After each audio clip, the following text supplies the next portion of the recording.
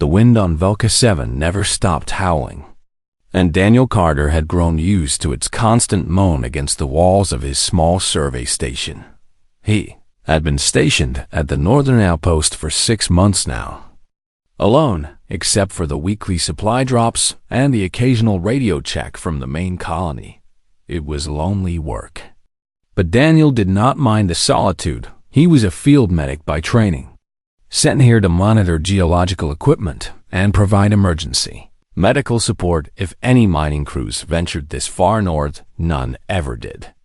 So his days passed quietly between equipment checks and long walks across the frozen landscape. On this particular morning, Daniel pulled on his thermal suit and stepped outside to inspect the seismic sensors. Scattered across the nearby ridge, the sky above was a pale purple, and 2 of the planet's 3 moons still hung low on the horizon. He walked the familiar path, his boots crunching against the frost-covered ground, his breath forming small clouds in the cold air. Everything seemed normal until he reached the edge of the ravine. There, half buried in snow and twisted metal, sat something that made his heart stop. It was a pod of some kind, small and sleek, with symbols carved into its surface that Daniel had never seen before. These were not human markings, and they did not match any species he knew from the Galactic Assembly databases. He climbed down carefully, his gloves gripping the icy rocks as he made his way toward the wreckage.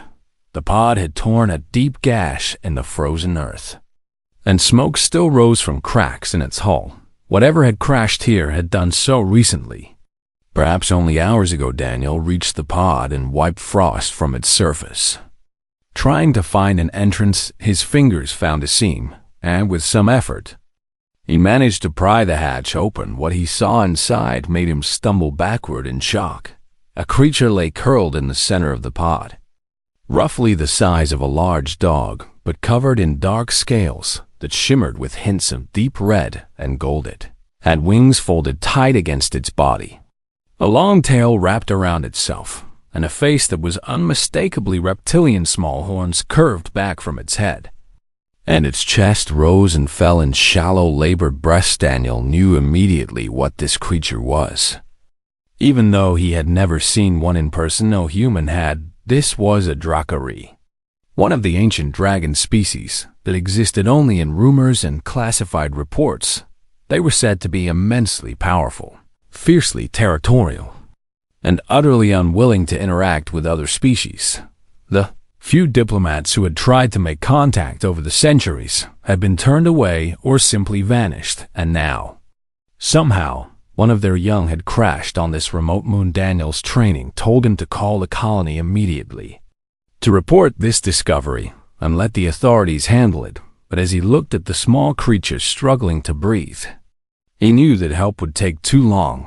The main colony was 12 hours away by shuttle, and whatever was wrong with this young dragon, it did not have 12 hours. He made his decision in that moment. He would not let this child die alone in a frozen ravine. Daniel carefully lifted the creature from the pod, surprised by how light it was. Despite its size, its scales were hot to the touch, burning with fever, and up close, he could see that its breathing was even worse than he had thought. Each inhale came with a wet, rattling sound that spoke of fluid in the lungs or some kind of infection. He wrapped the young dragon in his thermal blanket and began the long walk back to his station. The creature stirred once during the journey, its eyes fluttering open to reveal pupils of molten gold. It looked at Daniel with confusion and fear, a soft whimper escaping its throat. "It is okay," Daniel said softly, holding the creature closer to his chest. "I'm going to help you. I promise." The young dragon seemed to understand his tone, if not his words, and it relaxed slightly in his arms.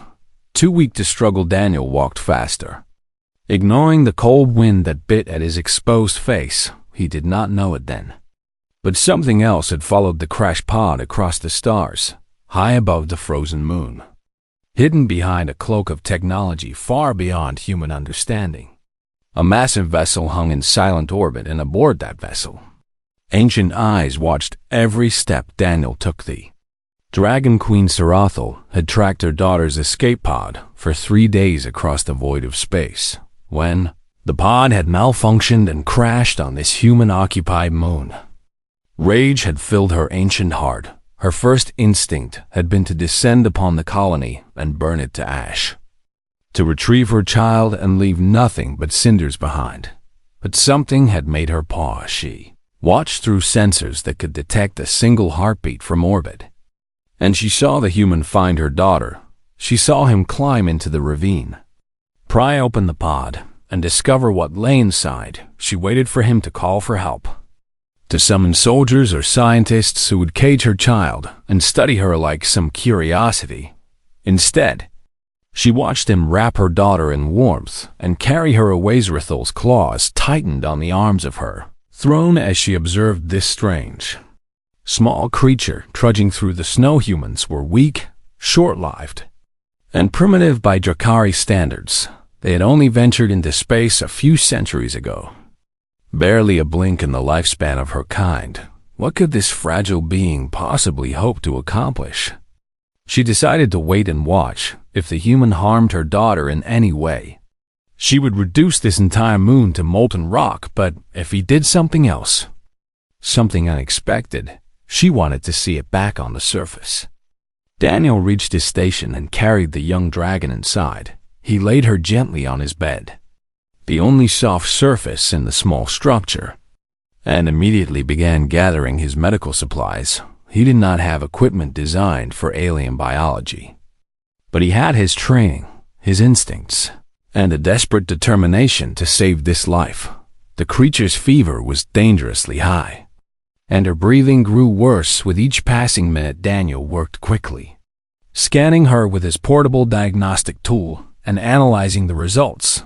The readings were strange, unlike anything in his medical database, but he could identify the basic problem. There was something in her system, some kind of parasitic organism that was attacking her from within. He had seen similar infections in humans who traveled through poorly filtered space routes. If left untreated, it would kill her within days. Daniel prepared a modified antiparasitic compound, adjusting the dosage based on her estimated weight and metabolism. It was a guess, nothing more, but it was all he had. He injected the medication carefully, then set up a hydration line to keep fluids flowing into her weakened body. The young dragon whimpered at the needle's sting, and Daniel stroked her head gently. "I know it hurts," he whispered, "but you have to be strong, little one." He pulled a chair beside the bed and sat down. Preparing for a long night above the frozen world, the Dragon Queen watched in silence, her ancient mind struggling to understand what she was seeing. This human owed nothing to her daughter. He had every reason to fear the Drakari, to turn the child over to authorities who might use her as leverage or a prize. Instead, he sat beside her bed, speaking soft words of comfort to a creature he had never met. Sarathel did not understand, and that confusion unsettled her more than any threat ever could. The first night was the hardest. Daniel did not sleep at all, sitting beside the young dragon and monitoring every breath she took. Her fever spiked twice during the night, and both times he thought he was going to lose her. He worked frantically, adjusting her medication, cooling her scales with damp claws, and keeping her hydration levels steady. By dawn, her condition had stabilized, but she was still far from safe. Daniel's eyes burned with exhaustion, but he refused to rest. He had made a promise to this creature, even if she could not understand his words, and he intended to keep it. The young dragon drifted in and out of consciousness throughout the days. Sometimes her golden eyes would open and fix on Daniel with a mixture of fear and confusion. He always spoke to her when this happened, keeping his voice low and gentle. "You are doing well," he would say. "Just keep fighting, little one." He did not know if she understood, but her breathing always seemed to ease when he spoke. On the second night, her condition worsened dramatically. The parasitic infection had spread deeper into her system, and her small body began to convulse with violent tremors. Daniel held her down gently, preventing her from hurting herself as the seizure ran its course when it finally stopped. Her heartbeat had become dangerously irregular. He knew he was losing her. Daniel worked through the night with renewed desperation. Trying every treatment he could think of, he increased her medication, added a secondary compound to support her failing organs, and wrapped her in heated blankets to keep her body temperature from dropping at some point in the early hours of the morning. Her heart stopped completely. Daniel did not hesitate. He began chest compressions immediately. Adapting the technique for her smaller frame and different anatomy, he breathed air into her lungs, counted the rhythm in his head, and refused to give up for 3 agonizing minutes. She showed no response then. Suddenly, her heart stuttered back to life. Daniel collapsed into his chair, tears streaming down his face as he watched her chest begin to rise and fall again. "Good girl," he whispered, his voice breaking. "That is my brave girl." He named her Ember that night, because of the faint glow that pulsed beneath her scales whenever she breathed. It was a warm light, like coals in a dying fire, and it seemed to grow stronger as her condition slowly improved. The name felt right, and when he spoke it aloud, her ears twitched slightly as if she recognized it. High above in orbit, the Dragon Queen had witnessed everything. She had watched the human fight for her daughter's life with nothing but primitive tools and desperate determination. She had seen him weep when Ember's heart stopped, and she had heard his voice crack with relief when it started again. Sarathel had lived for over 3,000 years. She had seen empires rise and fall, and watched entire species emerge from barbarism and fade into extinction. She had believed she understood the nature of all intelligent beings, their motivations and their limitations. But this human confused her in ways she could not explain. Why did he care so much for a creature he had never met? Why did he exhaust himself to the point of collapse for something that could offer him nothing in return? The Drakari were a proud species, ancient and powerful beyond measure. They did not ask for help, and they did not offer it to others. Each Drakari was responsible for their own survival, and weakness was not tolerated yet. Here was this fragile human, sacrificing his own health and safety for a child of her kind, expecting nothing in return. Zerthal found herself watching more closely now, her initial rage replaced by something she had not felt in centuries: curiosity back on the surface. Daniel's situation grew more desperate. He had been so focused on treating Ember that he had forgotten to take care of himself. His food rations were running dangerously low because he had been feeding Ember whatever she could digest. She needed protein and calories to fight the infection, and Daniel had given her everything he could spare. Now, on the 3rd day, his own body was beginning to fail. He felt dizzy when he stood up, and his hands shook from low blood sugar. But every time he looked at Ember, slowly recovering in her cocoon of blankets, he knew his sacrifice was worth it. The colony's main base tried to contact him on the 3rd morning. Survey Station North. "This is Colony Control. Please respond." Daniel picked up the communicator with trembling hands. "Colony Control. This is Survey Station North. I read you. Daniel, your status reports have been irregular. Is everything okay out there?" "Your status reports have been irregular. Is everything irregular? Is everything okay out there?"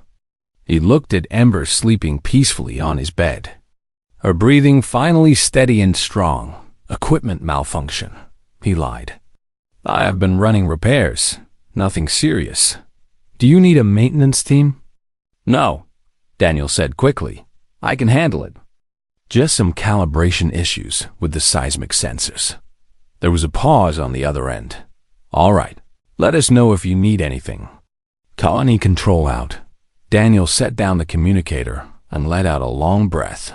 He knew he was taking a terrible risk by hiding Ember's existence. If the colony discovered what he had done, he could face serious consequences. Harboring an unknown alien species, lying to his superiors, potentially endangering the entire settlement.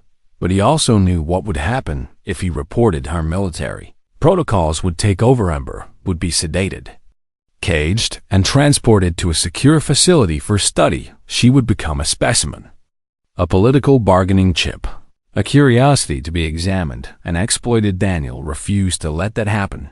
She was not a specimen, she was a child.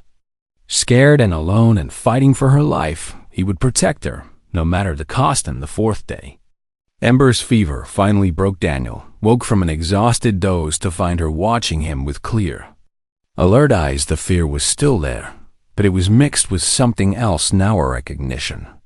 Perhaps, or gratitude. "Hey there," Daniel said softly, reaching out to stroke her head. "Welcome back, Ember." She made a small sound in her throat, something between a chirp and a purr, and leaned into his touch. It was the first positive response she had shown since he found her, and it filled Daniel's heart with warmth. He smiled despite his exhaustion. "You are going to be okay," he told her. "I promised I would help you, and I did." Ember's tail uncurled and wrapped loosely around his wrist, a gesture that felt surprisingly like a hug. Daniel laughed, a sound he had not made in days. Above them both, the Dragon Queen watched this simple moment of connection. She saw her daughter, the pride of her bloodline, curl her tail around a human's arm like he was family. She heard the soft purring sound that Drakari children only made when they felt completely safe, and, for the first time in her ancient life, Sarathel began to wonder if everything she believed about other species might be wrong. This human had done more for her daughter in 4 days than many Drakari would do for their own kin. He had asked for nothing. He had expected nothing. He had simply seen a child in need and answered that need with everything he had. Sarathel did not know what to do with this information, but she knew she could not look away. The human had earned that much, at least. The days that followed were filled with small miracles. Ember grew stronger with each passing hour, her scales regaining their brilliant shimmer and her eyes brightening with life. She began to move around the small station, exploring every corner with the boundless curiosity of youth. Daniel watched her with a mixture of pride and wonder, amazed at how quickly she was recovering. On the 5th day, she took her first real step since the crash. Her legs were still weak, and she stumbled often, but she refused to give up. Daniel stayed close, ready to catch her if she fell, cheering her on with gentle words of encouragement. "That is it, Ember. You are doing so well." By the 6th day, she was practically running circles around him, despite the language barrier between them. Daniel and Ember found ways to communicate. She could not speak human words, but she understood his tone and gestures when he smiled. She would chirp happily when he spoke in a worried voice. She would tilt her head and move closer to comfort him. Daniel began teaching her simple words, pointing at objects and repeating their names until she showed recognition. "Water," he said, holding up a cup. Ember stared at it, then made a sound that was almost like the word. "That is right. Water, good girl." She preened at his praise, her small wings fluttering with pleasure. "Food," Daniel said next, showing her a piece of dried meat. This time, her response was clearer, a rough approximation of the word that made Daniel laugh with delight. She was learning, adapting, growing right before his eyes, and she was magnificent. Daniel discovered many things about Ember in those quiet days. He learned that she loved warmth, often curling up next to the heating unit or pressing against his side when he sat down. He learned that she was mischievous, hiding his tools and chirping with amusement when he searched for them. He learned that she had a small flame inside her, barely more than a spark, that she could breathe out when she was startled or excited. The first time it happened, Daniel nearly jumped out of his skin. He had accidentally dropped a metal pan, and the loud clang startled Ember so badly that she hiccuped. A burst of orange fire across the room. It singed the edge of his sleeve and left a small scorch mark on the wall. "Wow," Daniel said, staring at the damage. "That is going to be hard to explain." Ember looked guilty, Her ears drooping and her tail tucking between her legs, Daniel could not help but laugh. "It is okay," he said, kneeling down to her level. "I am not mad. You just surprised me." She perked up at his gentle tone and bounded over to nuzzle against his chest. Daniel held her close, marveling at how much he had grown to care for this strange, wonderful creature. She was not human, not even close to human, but she had become family to him in a way he could not explain up in orbit. The Dragon Queen continued her silent vigil. She had expected many things when she followed her daughter's pod to this world. She had expected cruelty, perhaps, or cold scientific curiosity. She had expected the human to use her daughter as leverage, to demand something in return for his help instead. She witnessed kindness without condition. She saw the human play games with her daughter, laughing as Ember chased him around the small station. She watched him share his food with her. Even though his own supplies were nearly gone, she heard him sing to her at night, old Earth songs that he must have learned as a child. His voice soft and soothing in the dark. Nasarathal remembered the ancient days, when the Drakari had first encountered other species among the stars. Those early meetings had been disasters. Other races had feared them, hunted them, tried to enslave them for their power. The Drakari had responded with fire and fury, withdrawing from galactic society and building walls around their civilization that no one could breach for 3,000 years. They had trusted no one outside their own kind, but this human, this small and fragile creature with his short lifespan and his primitive technology, had shown Sarathal something she had forgotten. Not all beings were driven by fear and greed. Some of them were driven by love. The realization shook her to her core on the 7th day. Crisis came to Daniel's small station.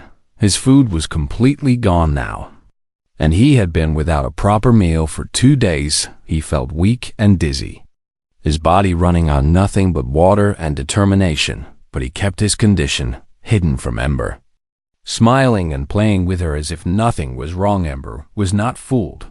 She had grown to know Daniel better than he realized, reading his moods and understanding his pain. When she saw him refuse to eat while giving her the last scraps of food, something clicked in her young mind. She stopped eating. Daniel stared at her in confusion as she pushed the food back toward him with her snout. "No, Ember, this is for you. You need to eat." She made a stubborn sound and pushed harder. "Ember, please. You are still recovering." But she would not budge. She sat down in front of the food and refused to touch it, her golden eyes fixed on Daniel with an intensity that surprised him. He understood then. She knew he was starving himself for her sake, and she would not allow it. "You stubborn little dragon," Daniel said, his voice cracking with emotion. He sat down beside her and divided the food in half, eating his portion while she watched only. Then did she begin to eat her share. They finished the meal together, and Ember curled up against his side afterward, her tail wrapped around his arm in that gesture that had become her way of hugging him. Daniel stroked her scales and felt tears prick at his eyes. "What am I going to do with you?"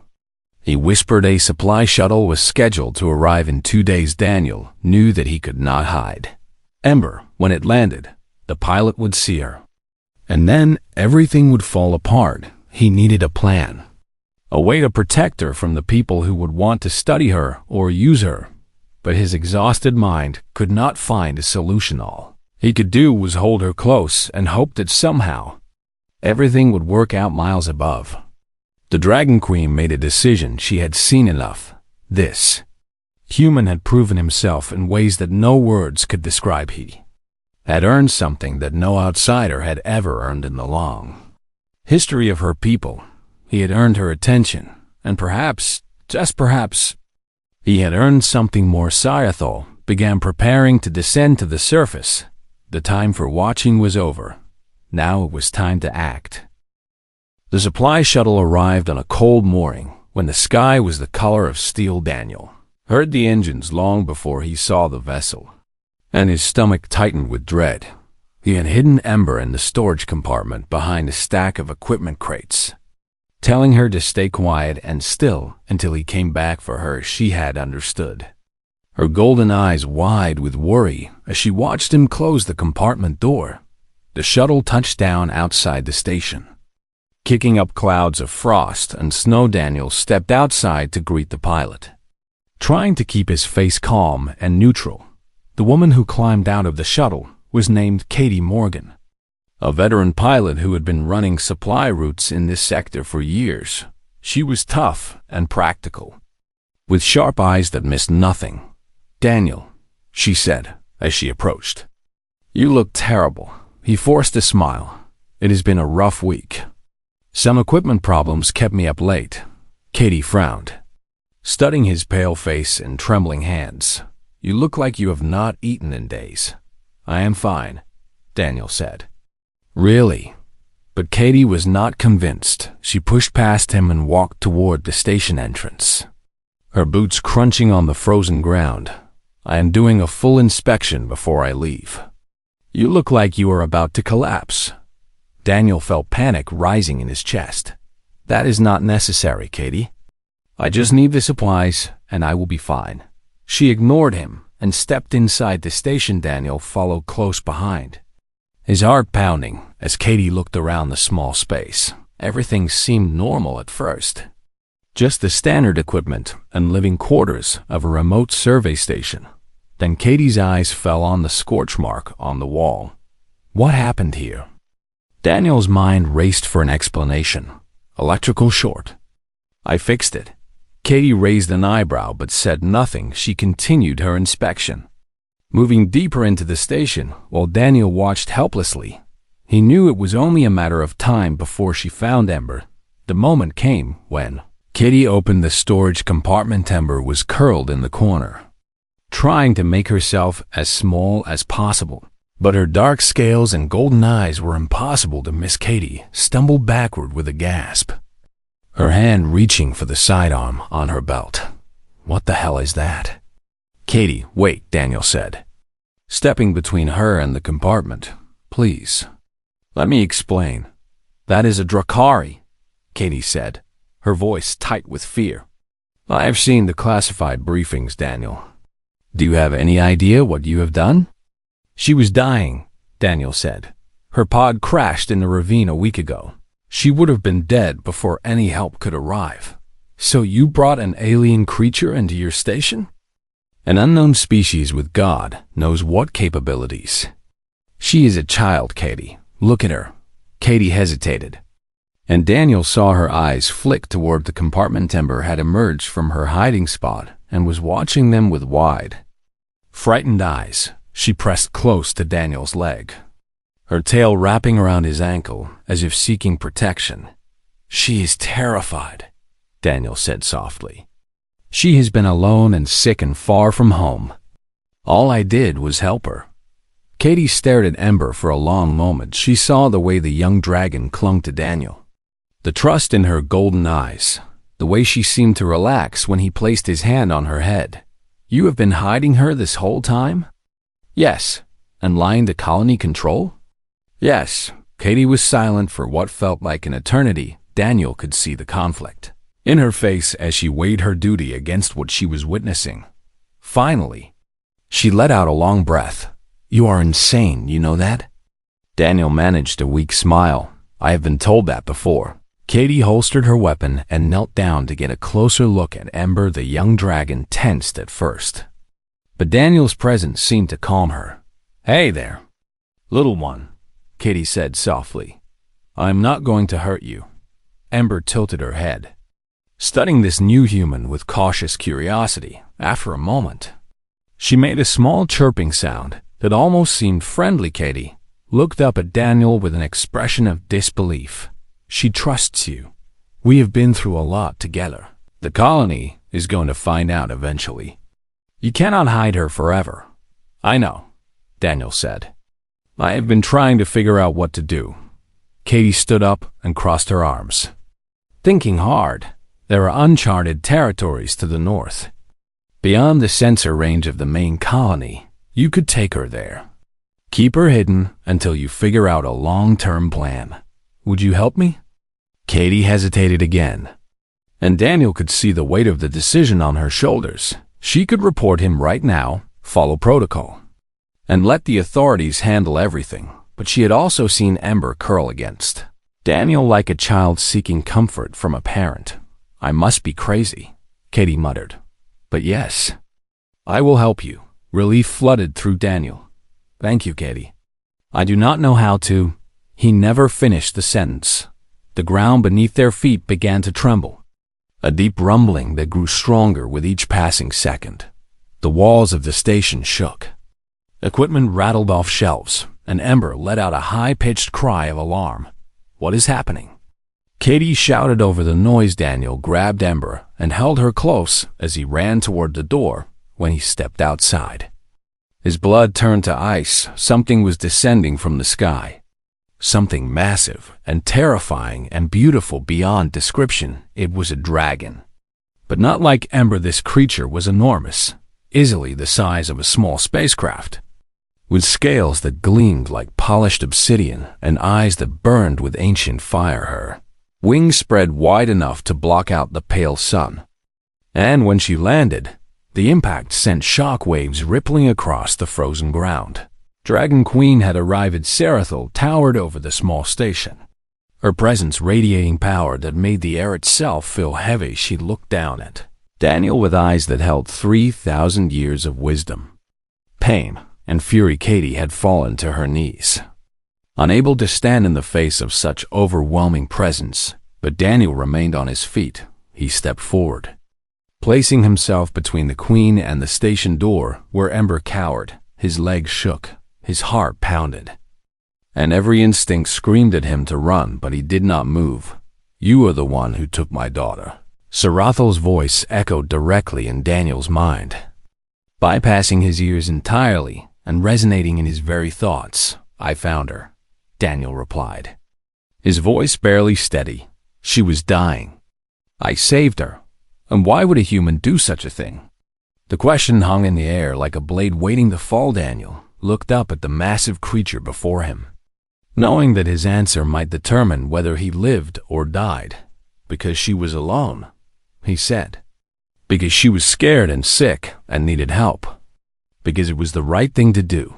The Dragon Queen stared at him in silence. Daniel could feel her ancient mind pressing against his, searching for deception, for hidden motives, for any sign of the cruelty she expected.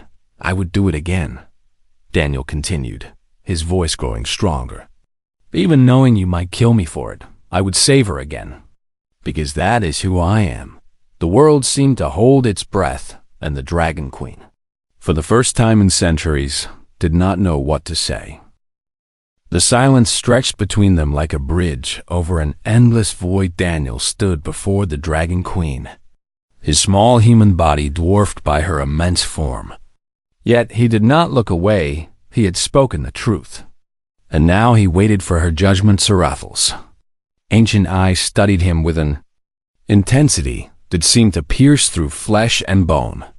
Into the very core of his being, she saw everything, his memories, unfolded before her like pages in a book. And she read them all. She saw his childhood on Earth, where he had nursed injured birds back to health in his backyard. She saw his training as a medic, his quiet dedication to healing others. She saw the night he found Ember, the desperation in his heart as he fought to save her life. She saw his hunger, his exhaustion, his willingness to sacrifice everything for a creature he had never met. And she found no deception, no hidden agenda, no desire for reward or recognition, only pure, unconditional compassion. "You speak the truth," Sarathel said, a mental voice softer now, touched with something that might have been wonder. "You truly expected nothing in return." "She is a child," Daniel said simply. "Children should be protected. That is not something that requires payment." Behind him, the station door creaked open. Ember emerged slowly, her golden eyes fixed on her mother. She had grown so much in the past week, but standing before the Queen, she looked impossibly small again. "Mother," she called out in the Drakari tongue, a word that needed no translation. Sarathel's massive head lowered, and for a moment, the ancient and powerful queen was simply a mother reunited with her child Ember, bounded forward, her small wings fluttering as she ran, but halfway to her mother. She stopped. She turned back to look at Daniel, conflict visible in her young face. "He is good," Ember said, speaking slowly and carefully in the human language Daniel had taught her. "He is friend." The words hung in the cold air like crystals of light. Sarathel heard her daughter speak in an alien tongue, defending an alien creature, and something cracked open inside her ancient heart. "Come here, little one," she said gently. Ember walked the rest of the way to her mother, but she kept looking back at Daniel even as Sarathel's massive wing curved around her protectively. Ember's eyes stayed fixed on the human who had saved her life. Katie had managed to stand by now. Though her legs still shook with fear, she moved to Daniel's side, ready to face whatever came next. Together, the Dragon Queen rose to her full height, her shadow falling over the entire station. "Human," she said, addressing Daniel directly, "do you understand what you have done?" Daniel shook his head. "I saved a child, that is all." "No," Sarathel replied. "You have done far more than that. For 3,000 years, the Drakari have avoided all contact with other species. We believed that no one outside our kind could be trusted, that all others would seek to use us or destroy us." She paused, and when she spoke again, her voice carried the weight of empires. "You have proven that belief wrong." Daniel did not know how to respond. He had not thought about galactic politics or ancient prejudices. Had simply seen a sick child and helped her. "My daughter speaks your language," Sarathel continued. "She calls you friend. She trusts you in a way that no Drakari has trusted an outsider in millennia." "I did not mean to—" "You did not mean to change history," the Queen interrupted. "But you have. Your kindness, your sacrifice, your simple decency. These things have consequences beyond what you can imagine." She lowered her head until her massive eye was level with Daniel's face. "I came to this world prepared to burn it to ash. If you had harmed my daughter, instead, I find that you nearly killed yourself saving her. I do not know what to do with such information." Daniel met her gaze without flinching. "You do not have to do anything. Just take her home. Let her be safe. That is all I ever wanted." Sarathel was silent for a long moment. Then she did something that no Drakari had done for any outsider in recorded history. She bowed her head. "You have earned more than safe passage. Human," she said, "you have earned the gratitude of the Dragon Queen. And such a thing is not given lightly." Light began to gather around Daniel's right arm, warm and golden like captured sunlight. When it faded, a symbol had appeared on his forearm, an intricate pattern that seemed to shift and move like a living flame. "This mark identifies you as a protected friend of the Drakari," Sarathel explained. "Any of my kind who sees it will know that you are to be honored, not harmed." Daniel stared at the mark in amazement. "I do not understand. You showed my daughter kindness when you had no reason to. Now I show you honor. That is how the universe should work. Perhaps the Drakari have forgotten that truth. Perhaps it is time we remembered." Ember stepped forward, her small form leaving her mother's protective shadow. She walked up to Daniel and rose on her hind legs, wrapping her wings around him in an embrace. "Thank you," she said clearly. "Thank you for saving me." Daniel hugged her back, tears streaming down his face. "You are welcome, Ember. Stay safe, okay? Grow up strong. I will come back," she promised. "When I am big, I will find you again. I would like that." Daniel whispered. Cyril watched the farewell with ancient eyes that glistened with something that might have been tears. When Ember finally released Daniel, she walked back to her mother's side. "The Drakari will be watching humanity now," Sarathel said. "Not as enemies, not as prey, but as potential allies. If your species proves worthy, we may one day stand together among the stars." She spread her massive wings, and the wind from their movement nearly knocked Daniel off his feet. Remember this day. Human, remember that kindness has power beyond measure. Remember that the smallest act of compassion can change the course of history. With a sound like thunder, the Dragon Queen launched herself into the sky. Ember flew beside her. Smaller but determined, her wings beating hard to keep up at the edge of the atmosphere. The young dragon looked back one last time, and Daniel could have sworn he heard her voice in his mind. Warm and grateful and full of promise. Goodbye, friend. Then they were gone, vanishing into the stars like a dream fading with the dawn. Daniel and Katie stood in silence, staring at the empty sky. What just happened? Katie finally asked. Daniel looked at the mark on his arm, still glowing faintly with inner light. I think we just changed everything. He smiled despite his exhaustion, despite the tears still drying on his cheeks. I think we just gave humanity a chance. Katie shook her head in disbelief. But she was smiling too. Come on, she said. Let us get you some food before you collapse. They walked back into the station together, leaving footprints in the frost. The wind on Vulca 7 kept howling, just as it always had.